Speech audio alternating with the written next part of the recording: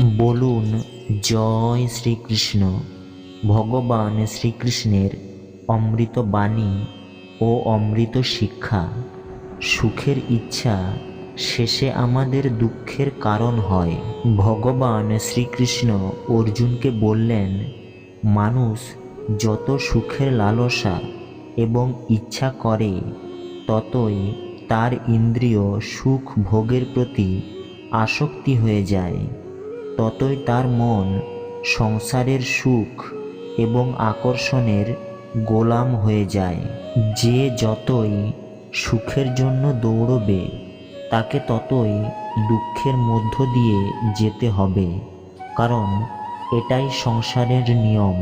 যে জিনিস প্রথমে মনকে আকর্ষিত করে পরে তা অনেক কষ্ট দেয়, যে জিনিস শুরুতে মুশকিল মনে হয়, কঠিন মনে হয়, পরে তা অনেক সুখ দেয়। বলুন রাধে রাধে। কামনা, ক্রোধ এবং লোভ সর্বনাশের কারণ। এগুলি নরকের দ্বার। যে মানুষের মধ্যে এই তিনটি লক্ষণ দেখা যায় তারা সবসময় অন্যকে দুঃখ দিয়ে নিজের সুখ এবং স্বার্থ পূরণ করতে থাকে। সকলে বলুন জয় শ্রীকৃষ্ণ। ভগবান শ্রীকৃষ্ণের অমূল্য বাণী ও অমূল্য শিক্ষা। মৃত্যুকে ভয় পাওয়া সম্পূর্ণ ব্যর্থ। ভগবান শ্রীকৃষ্ণ অর্জুনকে বললেন, এই সংসার মৃত্যুলোক। যার জন্ম হয়েছে তার একদিন মৃত্যু অবশ্যই হবে। যা আরম্ভ হয়েছে তার অন্ত অবশ্যই হবে।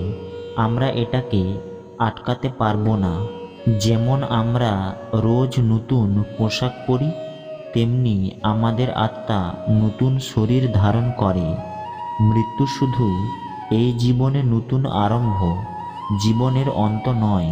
আত্মা কখনো মরতে পারে না, তাকে কেউ মারতেও পারবে না, কিন্তু মৃত্যুর ভয় মানুষ সব সময় পায়।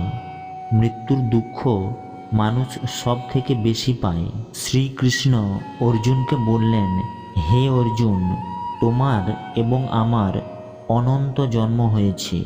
তোমার কিছু মনে নেই, কিন্তু আমার সব কিছুই মনে আছে। যে ব্যক্তি এই সত্যকে বুঝে নেবে যে আমি এখানে কিছু সময়ের জন্য এসেছি, তার জীবনে সমস্ত ভয় সমাপ্ত হয়ে যাবে, সমস্ত দুঃখ সমাপ্ত হয়ে যাবে। এই সংসার থেকে যখন চলে যেতেই হবে তখন দুঃখ কিসের?